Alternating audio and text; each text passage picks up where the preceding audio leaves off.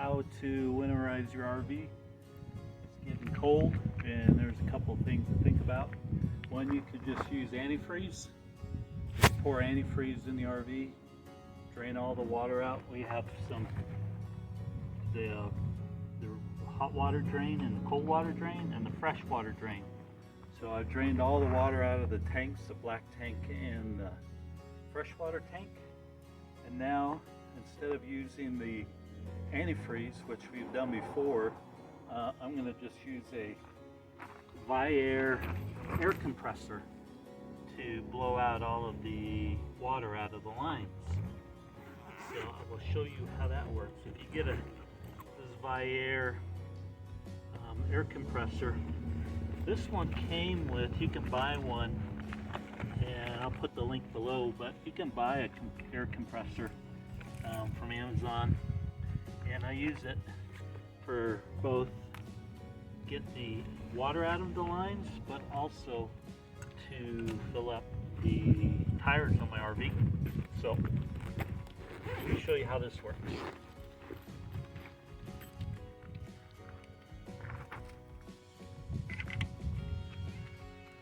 I hooked up the air compressor.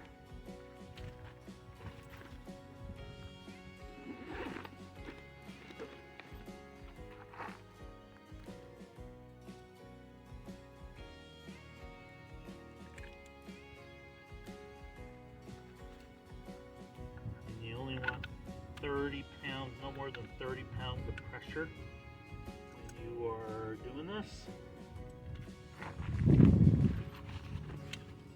It comes with a Air. If you buy the right one with the kit, it comes with a valve that keeps it from going more than 30 pounds, so you can set this. I've already set the valve to only allow for 30 pounds of air pressure.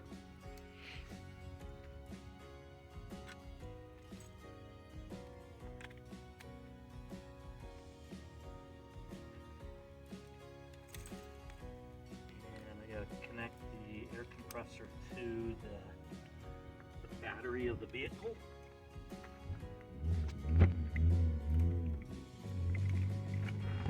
Bring that over here.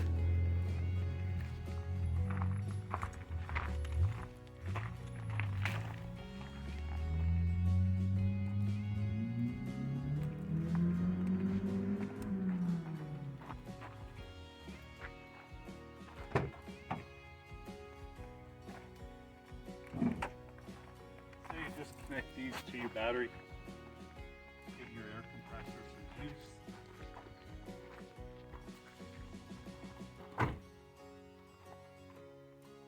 I'll walk through a little bit in case the battery dies. So I get the air compressor working. I have the valve where it'll stop it from going more than 30 psi, and I'll connect the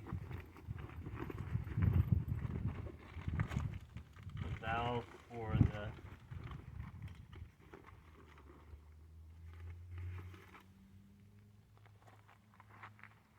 I'll connect this to the city water line.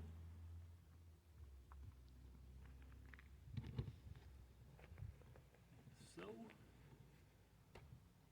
and then I'll go in and open the valves and have the air compressor forcing air through the water lines, draining out all of the water. And that's how this works. You want to do this where you can see what the PSI is to make sure it's not going above 30.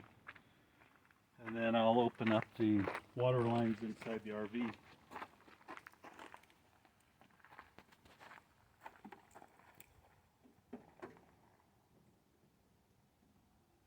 Now, as I've turned on the water valves in the kitchen sink and in the bathroom and the shower, and I'll go outside and turn on the air compressor, and it'll blow out any water that's left in the lines so that we don't have any more problems with freezing lines.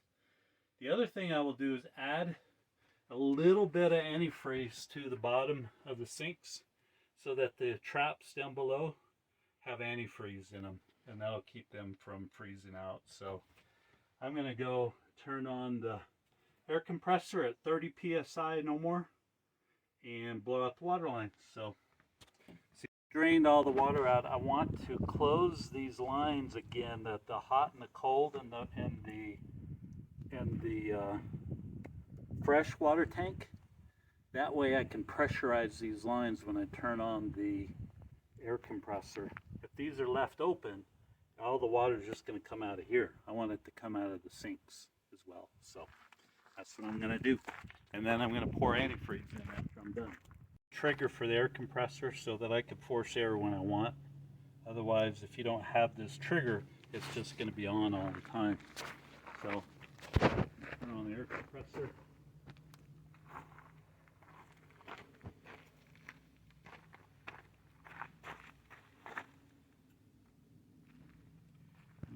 Don't seem to be getting power. Why is that?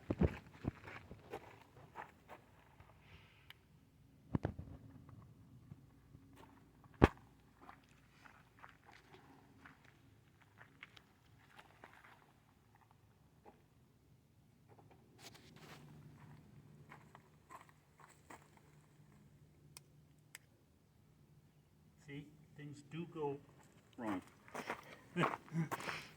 I don't have any power of my air compressor at the moment. I gotta figure out why. Alright, I had some human error, not knowing how my compressor works, so the idea is that you are supposed to turn this knob here until you get 30, no more than 30 psi. In my case, I'm going 25 psi. So just keep an eye on that. Make sure you're not exceeding that. So now I'm putting air through the line. I have the valves open in there, and I'm going to go up to 25 psi.